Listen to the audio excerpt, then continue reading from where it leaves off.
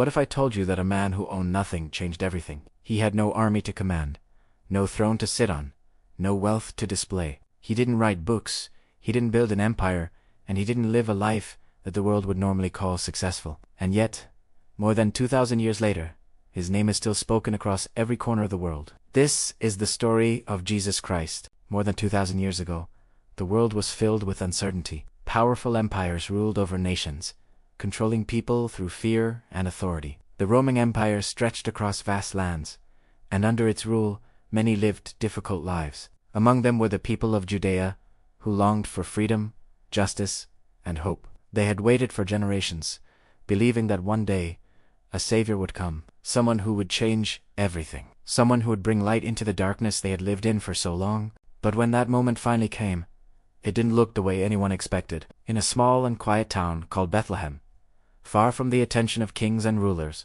a young woman named Mary prepared to give birth. There were no grand celebrations, no royal guards, no signs of worldly importance, only silence, simplicity, and struggle. Beside her stood Joseph, a humble man doing everything he could to protect his family. They had found shelter in a place meant for animals, because there was no room anywhere else. And in that place, surrounded by the ordinary, something extraordinary happened. Jesus was born. It was a moment that seemed small, almost invisible to the world. But that night carried a meaning far greater than anyone could understand. Out in the fields, shepherds watched over their flocks under the dark sky. Suddenly, a light appeared bright and overwhelming. Angels stood before them, and fear filled their hearts. But the message they heard was not one of fear, but of hope. They were told that a Savior had been born. At the same time, far away from Bethlehem, wise men studied the stars. They noticed something different, a star unlike any they had seen before. Believing it to be a sign, they began a long journey, guided by that light. They traveled across lands, through uncertainty and distance, until they finally arrived at the place where Jesus was. And when they saw him, they bowed, not because of what he had, but because of who he was. As the years passed, Jesus grew up in a town called Nazareth. His life was simple. He worked with his hands as a carpenter, learning from Joseph. He lived among ordinary people, sharing in their struggles, understanding their pain, and experiencing life as they did. There were no signs of power in his daily life. No crowds followed him. No titles were given to him. He lived quietly, patiently, as if waiting for the right moment. But even in his early years, there were glimpses of something different. At the age of 12, he went to the temple in Jerusalem. While others came to listen, Jesus began to speak. He discussed deep spiritual ideas with teachers and scholars, people who had spent their lives studying. They were amazed, not just because of his knowledge, but because of the way he understood things so deeply. And yet, after that moment, he returned to a life of silence. Years passed. No public speeches, no miracles, no recognition, just preparation. Until one day, everything changed. At around the age of 30, Jesus stepped forward and began his mission. He didn't arrive with force or authority. He didn't demand attention. Instead, he simply began to speak, and people listened. His message was simple, but it carried a power that was impossible to ignore. He spoke about love, not the kind of love people were used to, but something deeper, a love that extended even to enemies, a love that didn't depend on conditions. He spoke about forgiveness, not once, not twice, but endlessly. He spoke about humility, kindness, and truth. In a world filled with division, his words felt different. People were drawn to him.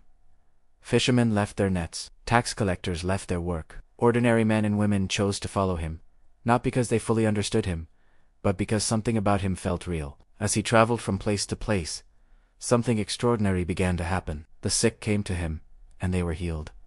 The blind began to see. Those who couldn't walk found strength again. But it wasn't just the miracles that changed people. It was the way he saw them. He spoke to people with compassion. He treated them with dignity. He didn't look at who they were. He saw who they could become.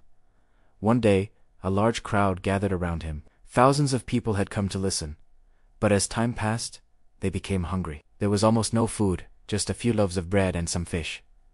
It wasn't enough, but Jesus took what was there, gave thanks, and began to share. And somehow, it multiplied. Everyone ate. No one was left hungry. Another time, he and his followers were on a boat when a storm suddenly began. The wind grew strong, and the waves crashed violently. Fear took over. The situation felt hopeless, but Jesus stood calmly, and with a few words, the storm stopped. The wind faded. The waves became still. In that moment even, his followers were amazed, because they realized they were witnessing something far greater than they had imagined. But not everyone accepted him. As his influence grew, so did the tension around him. Religious leaders began to question him. They saw him as a threat, not because he was violent, but because he was changing the way people thought. He challenged traditions that had become empty. He spoke against hypocrisy. He showed people that true faith was not about rules, but about the heart. This made some people uncomfortable. Very uncomfortable. Plans began to form. Quietly, in the background, decisions were being made. They wanted him stopped. Jesus knew what was coming, but he didn't run. He continued to teach, continued to help, continued to spread his message, knowing that it would come at a cost. Eventually, the time came.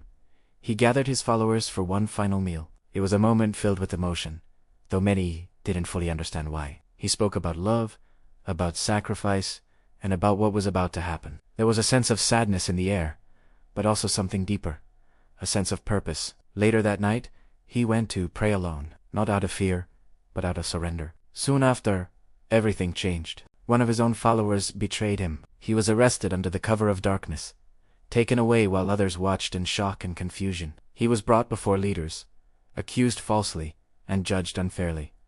The outcome had already been decided. He was sentenced to death. The next day, he was forced to carry a cross through the streets. The weight was heavy, but the moment was heavier. People watched as he walked. Some cried, some stayed silent. Some turned away. He was taken to a place where he would be crucified. Nails were driven through his hands and feet. The pain was unimaginable. The suffering was real. And yet, in that moment, he did something no one expected. He forgave. He looked at those around him and asked for their forgiveness. Even in pain, he chose love. Even in suffering, echose masi. And then, after everything, he took his final breath. Silence followed. It seemed like the end. Ope felt lost. The one who had brought light into so many lives was gone, or so it said. 3 days later, something happened that no one could explain. The tomb where he had been placed was empty. At first, there was confusion. Then, disbelief. Then something else began to grow. Hope. Jesus appeared again. Alive, not as a memory, not as a story, but as a living presence. Those who had followed him saw him again, spoke to him again. Everything they thought they had lost returned. Fear turned into courage. Doubt turned into belief. And in that moment, his message became something more than words. It became truth. The story of Jesus Christ did not end with his death. It began a movement, a message that would spread across generations, across countries, across time. A message of love, a message of forgiveness.